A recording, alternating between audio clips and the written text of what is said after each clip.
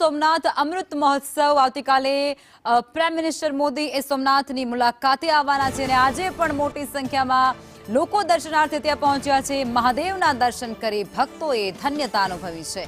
દૂર દૂરથી દર્શન માટે ત્યાં ભાવિક ભક્તો ઉમટી પડ્યા છે।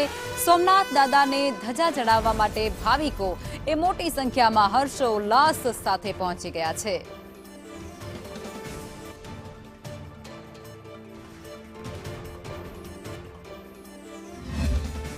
અમૃત પર્વ 2026 વિદેશી આક્રાંતાઓએ જે સોમનાથ પર હુમલો કર્યો હતો તેને 1000 વર્ષ પૂર્ણ થયા છે અને જ્યારે નૂતન મંદિરનું નિર્માણ થયું હતું અને તેને 75 વર્ષ પૂર્ણ થયા છે અને તે આ અદ્ભુત સંયોગ છે તેને લઈ પ્રધાનમંત્રી મોદીનું આગમન થવાનું છે અને આ સંયોગને લઈ અને અલગ અલગ જગ્યાએથી અલગ અલગ જિલ્લા અલગ અલગ રાજ્ય અલગ અલગ પૂરા વિશ્વમાંથી જે છે તે લોકો અહીંયા દર્શનાર્થે આવી રહ્યા છે, ધજા ચડાવી રહ્યા છે। તો એક ગ્રુપ આપણી સાથે છે, આપણે તેઓને તેમની સાથે વાત કરીએ। ક્યાંથી આવ્યા છો તમે? જામનગરથી। ઓકે, એટલે દર્શન કરવા માટે આપના હાથમાં ધજા છે? અરે અમે અમારું એક 9 મિત્રોનું ગ્રુપ છે કે જેણે પહેલેથી એક નક્કી કરેલું હતું કે અમે બધા સાથે મળી અમારા પરિવાર સાથે ભેગા થઈ અને ધજાનો પર્વ માનીએ અને ધજા ચડાવવા માટે અમે અહીંયા આવ્યા હતા। એટલે આવતીકાલે જે 75 વર્ષ પૂર્ણ થાય છે તેને લઈને તમે આવ્યા છો કે કોઈ તિથિ ખાસ છે તેને લઈને?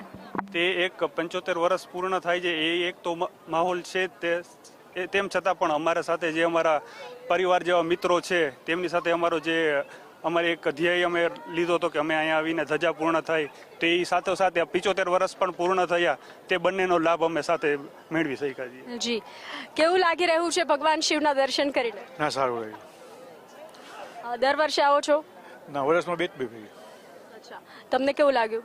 બહુ આનંદ થાય છે મહાદેવના દર્શન કરીને અને હું તો બધાને કહું છું કે અહીંયા આવીને દર્શન કરો એકવાર એટલે મનનો આનંદ થશે। ધન્યવાદ।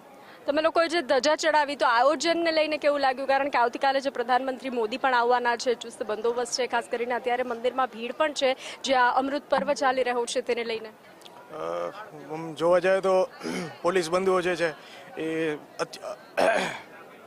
સિક્યુરિટી અત્યારે બરાબર છે અને બહુ સારી રીતે અહીંયા કમ્ફર્ટ ફીલ થાય છે, પોતપોતાનું કામ થાય છે અને ફીલ ગુડ અહીંયા આમ બધું થાય। કાલ નરેન્દ્ર મોદી સાહેબે આવે છે અહીંયા એટલે ચુસ્ત બંદોબસ્ત છે એટલે બસ।